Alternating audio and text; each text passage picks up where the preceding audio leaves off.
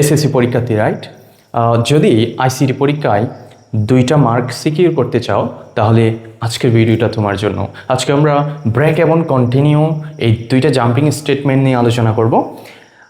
এই 2টা টপিক থেকে পরীক্ষায় প্রতি বছর এমসিকিউতে 2টা প্রশ্ন আসে এবং ঘুরিয়ে পেঁচিয়ে যতভাবেই দিক না কেন আজকের ভিডিওটা যদি তোমরা কমপ্লিট দেখতে পারো তাহলে আমি আশা করি এই 2টা প্রশ্ন সলভ করা থেকে তোমাদের কেউ আটকাতে পারবে না। সো লেটস সি কিভাবে কত ধরনের অ্যাঙ্গেল থেকে প্রশ্ন 2টা করা যায়। প্রথমে আমরা দেখব এই যে এই ব্যাপারটা আমরা প্রথমে সলভ করব। এখানে কি দেখতে পাচ্ছি, ফর i সমান 1 মানে i 1 থেকে শুরু হয়েছে এবং 5 পর্যন্ত চলবে, এরপর হচ্ছে এক এক করে করে বাড়বে এবং একটা কন্ডিশন দিয়ে দিছে, দেখো যদি i ইকুয়াল 3 হয় এরপর হচ্ছে ব্রেক, এরপর দিছে প্রিন্টএফ ফাংশন এবং আইকে প্রিন্ট করতেছে। আইকে প্রিন্ট করা মানে i এর মান যদি 1 হয় তাহলে তাকে প্রিন্ট করো 1, এরপরে 1 বেড়ে 2 হবে, 2 হলে 2 প্রিন্ট করো, 3 হলে 3 প্রিন্ট করো, যতক্ষণ পর্যন্ত এই কন্ডিশনের সাথে মিলে। অর্থাৎ 1 যদি 5-এর ছোটো হয় তাহলে প্রিন্ট করো, 2 যদি 5-এর ছোটো হয় তাহলে প্রিন্ট করো, 3 যদি 5-এর ছোটো হয় কতক্ষণ প্রিন্ট করবে, যতক্ষণ 5-এর ছোটো এবং সমান ততক্ষণ প্রিন্ট করবে। কিন্তু এখানে একটা কন্ডিশন দিয়ে দিছে যে i সমান যদি 3 হয় তাহলে ব্রেক। আচ্ছা, ব্রেক এবং কন্টিনিউ এই 2টা কিওয়ার্ডের সাথে আগে পরিচিত হয়নি। ব্রেক মানে হচ্ছে বলতে পারো থেমে যাওয়া, এটা হচ্ছে একটা জাম্পিং স্টেটমেন্ট। ব্রেক মানে থেমে যাওয়া, অর্থাৎ কন্ডিশনে যা দিবে যদি 3 দেয়, 3 পরে যদি ব্রেক দেয় তার মানে 3তে থেমে যাও। এরপর আছে কন্টিনিউ মানে হচ্ছে চালিয়ে যাওয়া, বাট এখানে যে কন্ডিশনে যে সংখ্যাটা দিবে তাকে স্কিপ করে বাকিগুলা আইটারেশন কমপ্লিট করো। অর্থাৎ যদি i ইকুয়াল 3 দেওয়ার পর কন্টিনিউ দেয় তাহলে 3কে আমরা স্কিপ করব। আচ্ছা, তাহলে আমরা ব্রেক এবং কন্টিনিউ কিওয়ার্ড 2টা সম্পর্কে জানছি, এবার আমরা এর অ্যাপ্লিকেশন সম্পর্কে জানবো। তাহলে এই প্রশ্নটা আমি প্রথমেই করাবো, কারণ এটাকে আমরা বেস হিসেবে ধরে নিছি যে কন্ডিশন এবং ব্রেক দেওয়ার পর যদি প্রিন্ট করতে বলে তাহলে আমরা কি করব। ওকে, প্রথমে আমরা এটা সলভ করা শুরু করি। i সমান 1, ঠিক আছে, তাহলে i এর মান 1। এরপরে আমরা চেক করব এখানে কি i এর মান 1 বলছে, নো, তাইলে আমরা এখানে চলে আসব প্রিন্টে, তাইলে প্রথমেই 1 প্রিন্ট করবে। ওকে, এরপর i এর মান 1 বেড়ে 2 হবে, এরপর চেক করবে 2 কি 5-এর চেয়ে ছোটো, অবশ্যই ছোটো। এরপর এই কন্ডিশনে ঢুকবে, এখানে কি কোথাও 2 দেখতে পাচ্ছ না, তাইলে 2 যদি না দেখি তাহলে আমরা পরের স্টেপে চলে আসব প্রিন্ট i, তার মানে 2কেও প্রিন্ট করো। ওকে, এরপর i এর মান 2 ছিল, এরপর আবার 1 বেড়ে কত হবে, 3 হবে। এখন এখানে দেখো ইফ i ইকুয়াল 3 বলছে তাহলে এখানে এটার কন্ডিশনের সাথে মিলে গেছে, এখানেও 3। এখন বলছে ওরা যদি এইখানে i এর মান 3 হয় তাহলে ব্রেক, তার মানে যখনই i এর মান 3 হয়ে গেছে তুমি থেমে যাও, কিন্তু প্রিন্ট করতে পারবে না 3কে, বিকজ 3 পর্যন্ত চলবে, কারণ এখানে কন্ডিশনে i ইকুয়াল 3 বলছে, 3তে থেমে যেতে বলছে। হ্যাঁ, থেমে যাওয়ার পর এখানে আর কোনো কিছু প্রিন্ট করা যাবে না। তাইলে একটা সিনারিও হচ্ছে যদি এই ব্রেকটা প্রিন্টএপের উপরে থাকে, ঠিক আছে, ব্রেকটা খেয়াল করো, এই ব্রেকটা যদি প্রিন্টএপের উপরে থাকে তখন কন্ডিশনে যা বলছে তার আগ পর্যন্ত প্রিন্ট হবে। এটা একটু খেয়াল রাখবা। কেন খেয়াল রাখতে বলতেছি, কারণ ব্রেক যখন প্রিন্টএপের নিচে চলে যাবে তখন এটা সিনারিওটা ও আনসারটা হচ্ছে অন্যরকম হয়ে যাবে। যেমন এখানে তো 1 আর 2 প্রিন্ট হয়েছে, যদি ব্রেকটা এরকম হয় যে প্রিন্টএপের নিচে আসে, হ্যাঁ, এখন কি হবে, এখন দেখো i সমান যদি 3 হয় প্রথমে 1 এর জন্য তো প্রিন্ট হবে, এরপর 2 এর জন্য প্রিন্ট হবে, এরপর যখন বেড়ে 3 হবে এখানে কন্ডিশনের সাথে যখন মিলবে i ইকুয়াল 3, এখানে কি ব্রেক আছে, না ব্রেক নাই, এখানে কি আছে প্রিন্ট i, তার মানে 3 যখন হবে তখন বলতেছে প্রিন্ট করো, তাহলে এখানে 3 সহ প্রিন্ট হয়ে যাবে। এরপর দেখবে ব্রেক, তার মানে 3-এর পর আর কোনো কিছু প্রিন্ট করতে পারবে না, কারণ এখানে তো আরও আছে, 5 পর্যন্ত যাইতে হলে এখানে 4 আছে, এখানে 5 আছে, এই 2টা প্রিন্ট করা যাবে না। তাহলে একটা সিনারিও কি দেখছি, যদি ব্রেকটা প্রিন্টএপের উপরে থাকে তখন আমরা কি করব, কন্ডিশনে যেটা বলছে তার আগ পর্যন্ত প্রিন্ট করব। হ্যাঁ, তাহলে যদি ব্রেকটা এখানে থাকতো তাহলে 1 আর 2 প্রিন্ট হতো, এবং যদি ব্রেকটা প্রিন্টএপের নিচে থাকে তখন কি হবে, তখন এই যে যেই কন্ডিশনে যেই মানটা দিয়ে দিছে, ভ্যালুটা দিয়ে দিছে, সেটা সহ প্রিন্ট হবে। বুঝাতে পেরেছি আশা করি। তাইলে এইখানে দুইটা সিনারিও চলে গেছে। একটা হচ্ছে প্রিন্টএফ যদি ব্রেকের উপরে থাকে তাইলে এক ধরনের অ্যান্সার হবে, প্রিন্টএফ যদি ব্রেক যদি প্রিন্টএফের নিচে থাকে তখন আরেক ধরনের অ্যান্সার হবে। তাইলে এটা আশা করি এটা আমরা বুঝতে পারছি। এরপর আরেকটা সিনারিও হচ্ছে প্রিন্টএফ সবার উপরে। ওকে, প্রিন্টএফ হচ্ছে সবার উপরে। এখানে দেখো কন্ডিশনে আগে, ঠিক আছে, এখানে কন্ডিশন আগে, এরপর ব্রেকের প্লেসটা হচ্ছে মানে একবার হচ্ছে প্রিন্টএফের উপরে যাবে, আরেকবার প্রিন্টএফের নিচে আসবে। কিন্তু এই সিনারিওতে দেখো প্রিন্টএফ সবার উপরে।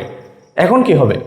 এখন দেখো আই সমান 1, এরপর চেক করবে কন্ডিশন 5-এর চেয়ে ছোটো, অবশ্যই ছোটো, তাহলে এরপর দ্বিতীয় লাইনে নামবে, আইকে প্রিন্ট করবে, তার মানে 1 প্রিন্ট হবে। এরপর আয়ের মান 1 বেড়ে 2 হবে, ঠিক আছে, 2ও যে দেখতেছি 5-এর চেয়ে ছোটো, এরপর সেকেন্ড লাইনে আসবে, তাহলে 2ও প্রিন্ট হবে। এরপর আই সমান সমান যখন 3 হবে তখন কি হবে? দেখবে 3-এর জন্য কোনো কন্ডিশন আছে কিনা, না নাই, কিন্তু কন্ডিশন নাই, ঠিক আছে, কিন্তু এখানে প্রিন্টএফের উপরে নাই, কিন্তু প্রিন্টএফের নিচে আছে। যেহেতু প্রিন্টএফের নিচে কন্ডিশনটা দিয়ে দিছে, তাহলে 3-এর জন্য কিন্তু একবার প্রিন্ট হয়ে যাবে। ওকে, 3-এর জন্য একবার প্রিন্ট হয়ে যাওয়ার পর এরপর আসবে ব্রেকের কাজ। এরপরের লাইনে দেখবে এই যে আই সমান সমান যেহেতু 3, এটা আমরা একটু ভুল করছি, সেটা হচ্ছে প্রথমে 1-এর জন্য প্রিন্ট হবে, এরপর এই কন্ডিশনেও আসবে। হ্যাঁ, আই সমান সমান 1 কিনা, যদি আই সমান সমান 1 হতো তাহলে 1-এ স্টপ। এখানে প্রতিবার কিন্তু এটা এক্সিকিউট হবে, প্রথমে প্রিন্ট দেখবে, প্রিন্ট করবে, প্রিন্টের পর এটাও কিন্তু চেক করবে। তাহলে 2-এর জন্যও দেখবে, 2-এর জন্য দেখার পর হ্যাঁ দেখতেছি কি এখানে প্রথমে প্রিন্ট হয়ে যাবে, এরপর দেখবে আই সমান সমান 2 কিনা, যদি 2 হইতো তাহলে 2-এর মধ্যে ব্রেক। বাট এখানে আমরা দেখতেছি 3-এর মধ্যে কি ব্রেক, তাহলে 3-এর জন্য প্রিন্ট হয়ে যাবে, এরপর আবার যখন এখানে চেক করবে কি আই সমান সমান 3, এরপর ব্রেক, তাইলে 3 পর্যন্ত স্টপ। 3 পর্যন্ত প্রিন্ট হওয়ার পরে স্টপ। কেন 3ও প্রিন্ট হয়েছে? কারণ এই যে এই কন্ডিশনটা হচ্ছে প্রিন্টএফের নিচে, যদি উপরে যদি প্রিন্টএফ নিচে থাকতো, কন্ডিশন যদি প্রিন্টএফের কি এই যে প্রিন্টএফটা যদি কন্ডিশনের নিচে থাকতো এটার মতো হইতো, তাহলে আনসারটা কিন্তু 3 ছাড়া প্রিন্ট হতো। তাহলে এখানে কি হচ্ছে? এখানে হচ্ছে 1, 2 প্রিন্ট হওয়ার পর 3ও কিন্তু প্রিন্ট হয়ে যাবে, এরপর 3 পর্যন্ত স্টপ। তাহলে আনসার হচ্ছে 1, 2, 3। ওকে, এটার মতো এটাও কিন্তু আচ্ছা, এটা হচ্ছে একটা সিনারিও, এটা হচ্ছে অন্য সিনারিও। ওকে, এটা হচ্ছে আবার কন্টিনিউ দিয়ে। কন্টিনিউ মানে কি বলছিলাম? কন্টিনিউ মানে হচ্ছে যেই কন্ডিশনটা আছে, কন্ডিশনে যে ভ্যালুটা দেওয়া আছে ওটাকে স্কিপ করো। মানে যদি বলে 1, 2, 3, 4, 5 পর্যন্ত চলবে। হ্যাঁ, যদি বলে আই সমান সমান 3 কন্টিনিউ, তখন 1-এর জন্য প্রিন্ট হবে, 2-এর জন্য প্রিন্ট হবে, কিন্তু আই সমান সমান যেহেতু 3 বলছে, 3-এর জন্য আর প্রিন্ট হবে না, 3 প্রিন্ট হবে না, 3কে বাদ দাও, মানে কি 3কে স্কিপ করো, 4-এর জন্য প্রিন্ট করো, 5-এর জন্য প্রিন্ট করো। অর্থাৎ যেই কন্ডিশনে যে ভ্যালুটা দেওয়া আছে ওটাকে স্কিপ করো, বাকিগুলো প্রিন্ট করো। এটা হচ্ছে কন্টিনিউর কাজ। তাইলে আমরা দেখি প্রথমে আই সমান 1, তারপর চেক করব কন্ডিশন, চেক করব যেহেতু আই 5-এর চেয়ে অবশ্যই ছোটো, 1 5-এর চেয়ে ছোটো, তারপর এখানে আসবে। এখানে কি কিছু কি আমি কি দেখতেছি আই সমান সমান 1 কি আছে? না, আই সমান সমান 3, তাইলে এটা বাদ, এরপরের লাইনে যাবে, তাইলে আইকে প্রিন্ট করছে, তাইলে 1 প্রিন্ট হবে। ওকে, এরপর 1 বাড়বে আয়ের মান, তারপর হবে 2, এরপর সেকেন্ড লাইনে আসবে, দেখতেছি আই সমান সমান 3, তার মানে 2 মিলতেছে না, আই সমান সমান যদি 2 হতো তাহলে কিছু একটা হতো, ঠিক আছে, আই সমান সমান 3 দিছে, এরপরে যেহেতু এটা মিলতেছে না তাহলে পরের লাইনে গিয়ে 2কে প্রিন্ট করে দিবে। এরপর আইয়ের মান একবারে 3 হবে।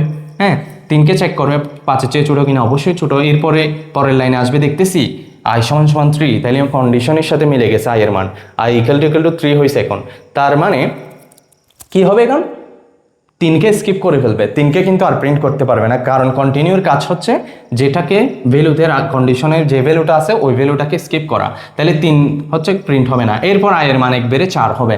হ্যাঁ, 4 হওয়ার পর এখানে তো কন্টিনিউ বলছে 3কে, তাহলে 3-এর জন্য প্রিন্ট না হয়ে 4-এর জন্য প্রিন্ট হবে, আর এরপর 5-এর জন্য প্রিন্ট হবে। অর্থাৎ যেই ভ্যালুটা দেওয়া আছে সেখানে যদি কন্টিনিউ থাকে তাহলে তাকে স্কিপ করবে।